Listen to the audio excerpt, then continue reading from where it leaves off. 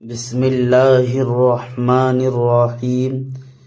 آج میری گفتگو سرزمین فلسطین کی فضیلت قرآن و حدیث کی روشنی میں۔ سرزمین فلسطین نہایت مبارک اور محترم جگہ ہے۔ یہ سرزمین آسمانی پیغامات اور رسالتوں کا منبع ہے اور سرچشمہ رہی ہے۔ اس سرزمین پر اکثر انبیاء اور رسل آئے۔ یہی وہ سرزمین رہی ہے جہاں سے معراج کی ابتدا اور انتہا ہوئی۔ یہ آسمان کا دروازہ ہے۔ یہ سرزمین محشر بھی ہے۔ اللہ عز و جل نے سرزمین فلسطین کو خیر و برکت والی فرمایا ہے۔ ابن جریر فرماتے ہیں یہاں دائمی اور ابدی طور پر خیر و برکت قائم و دائم رہے گی۔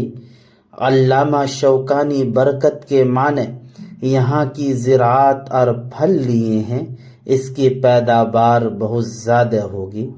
دیگر لوگوں نے برکت سے نہریں، پھل، انبیاء اور صلح مراد لیے ہیں۔ ابن عباس رضی اللہ تعالی عنہ سے مروی ہے کہ جس سرزمین کے تعلق سے اللہ عز و جل نے یوں فرمایا ہے بارکنا حولہ، اس سے مراد ملک شام ہے۔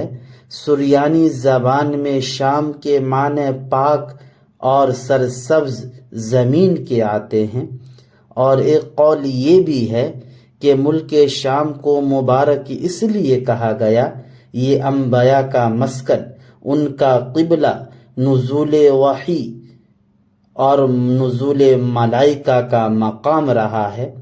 یہیں لوگ روز محشر میں جمع کیے جائیں گے۔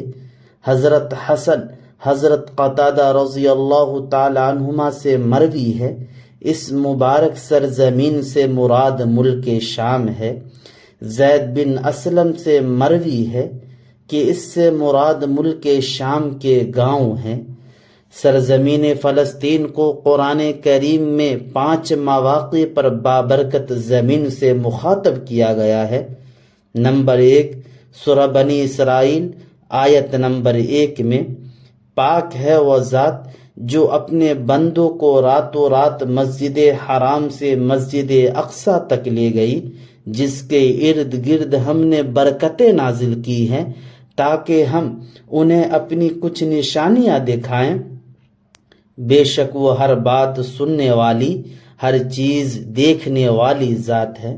نمبر 2 سورہ اعراف آیت نمبر 137 میں، جن لوگوں کو کمزور سمجھا جاتا تھا ہم نے انہیں اس سرزمین کے مشرق و مغرب کا وارث بنا دیا جس پر ہم نے برکتیں نازل کی تھی۔ بنی اسرائیل کے حق میں تمہارے رب کا کلمہ خیر پورا ہوا کیونکہ انہوں نے صبر سے کام لیا تھا۔ فرعون اور اس کی قوم جو کچھ بناتی چڑھاتی رہی تھی ان سب کو ہم نے ملیا میٹ کر دیا۔ نمبر 3 سورہ انبیاء آیت نمبر 71 میں، اور ہم نے نجات دی اسے اور لوط کو اس زمین کی طرف جو کہ ہم نے برکت رکھی ہے اس میں تمام جہان والوں کے لیے۔ نمبر 4 سورہ انبیاء آیت نمبر 81، ہم نے تیز چلتی ہوئی ہوا کو حضرت سلیمان علیہ السلام کے تابع کر دیا تھا جو ان کے حکم سے اس سرزمین کی طرف چلتی تھی جس میں ہم نے برکتیں رکھی ہے اور ہمیں ہر بات کا پورا علم ہے۔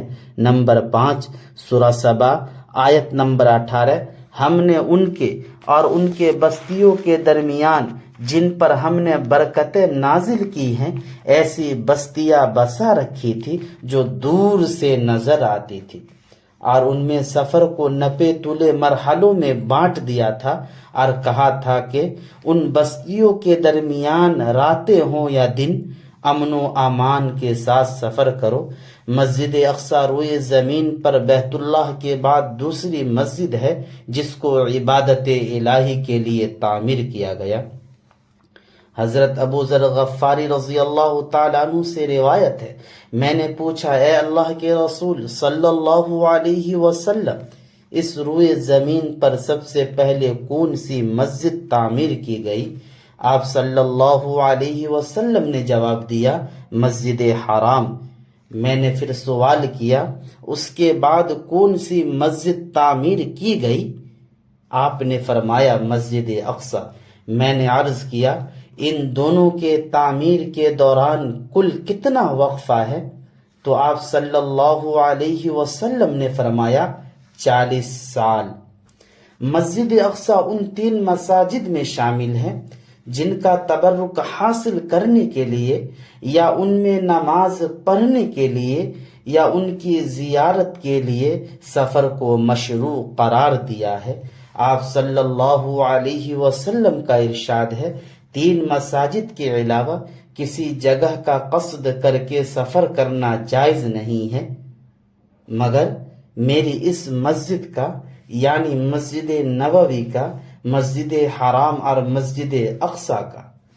صحیح حدیث میں مسجد اقصی میں نماز پڑھنے کی بہت زیادہ فضیلت بیان ہوئی ہے۔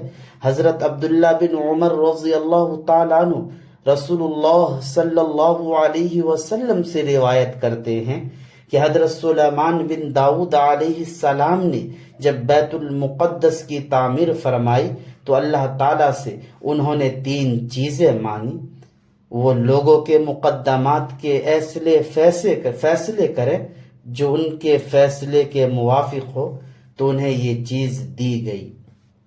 نیز انہوں نے اللہ تعالیٰ سے ایسی سلطنت مانگی جو ان کے بعد کسی کو نہ ملی ہو تو انہیں یہ بھی دے دی گئی۔ جس وقت وہ مسجد کی تعمیر سے فارغ ہوئے تو انہوں نے اللہ تعالیٰ سے دعا کی، جو کوئی اس مسجد میں صرف نماز کے لیے آئے تو اسے اس کے گناہوں سے ایسا پاک کر دے جیسا کہ وہ اس دن تھا، یعنی جس دن اس کی ماں نے اسے جنا۔ مسجد اقصی ان 4 جگہوں میں سے ہے جہاں دجال داخل نہیں ہو سکے گا، وہ یہ ہیں مکہ مکرمہ، مدینہ منورہ، مسجد اقصی، مسجد طور۔ حضرت جنادہ بن امیہ دوسی بیان کرتے ہیں کہ میں اور میرا دوست ایک صحابی کے پاس گئے، عرض کیا، ہمیں ایسی حدیث سنائیے جو آپ نے رسول اللہ صلی اللہ علیہ وسلم سے خود سنی ہو۔ انہوں نے کہا، رسول اللہ صلی اللہ علیہ وسلم ایک دن ہمارے درمیان کھڑے ہوئے اور فرمانے لگے، میں تمہیں دجال سے ڈراتا ہوں۔ 3 بار ایسا ہی فرمایا، میری امت کے لوگوں، وہ تم میں سے نکلے گا، گھنگریالے بالوں والا، گندمی رنگ کا ہوگا، ان کی بائیں آنکھیں مٹی ہوئی ہوگی یعنی نہیں ہوگی، اس کے پاس جنت جہنم ہوگی، اس کے پاس پانی کی نہر اور روٹیوں کا پہاڑ ہوگا، اسے اتنی طاقت و قوت دے دی جائے گی ایک جان کو قتل کر کے اسے زندہ بھی کر سکے گا۔ وہ آسمان سے بارش برسائے گا لیکن زمین سے کوئی چیز نہیں اگے گی۔ وہ زمین میں 40 دن ٹھہرے گا یہاں تک کہ ہر جگہ پہنچ جائے گا۔ وہ 4 مسجدوں کے قریب بھی نہیں آ سکے گا۔